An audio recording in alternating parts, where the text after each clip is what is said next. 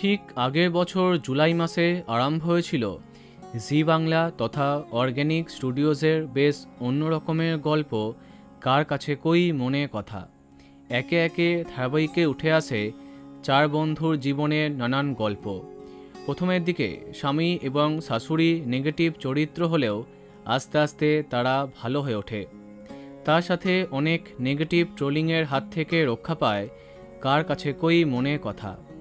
জমে ওঠে গল্প, কিন্তু গল্পের প্রধান আকর্ষণ শিমুল পরাগ জুটি সেইভাবে দর্শকের মন জয় করতে সক্ষম হয়নি, তাই টিআরপিতেও উঠে আসতে পারেনি কার কাছে কই মনে কথা।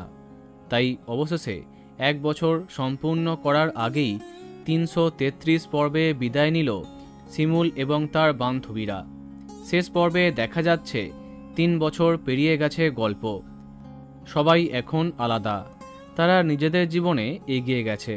শিমুল তার স্কুল নিয়ে ব্যস্ত, অন্যদিকে পুতুল গান গেয়ে অনেক নাম করেছে, এখন আমেরিকাতেও তার গানের শো থাকে। এদিকে বিপাশা এখন মুম্বাইতে সেটেলড। সুচরিতা এবং সঞ্জয় তাদের মেয়েকে নিয়ে বিদেশে পাড়ি দিয়েছে। শীর্ষা এবং শিমুলকে দেখা যাচ্ছে তারা সন্তান সম্ভবা।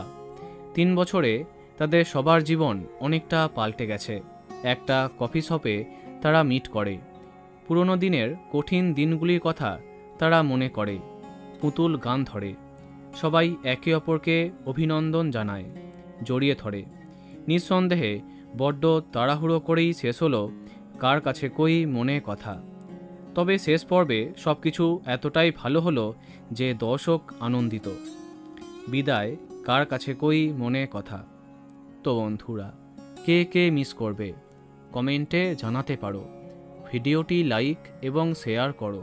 এই রকম আরও অনেক ভিডিও পেতে সাবস্ক্রাইব করো কারেন্ট বস। ধন্যবাদ।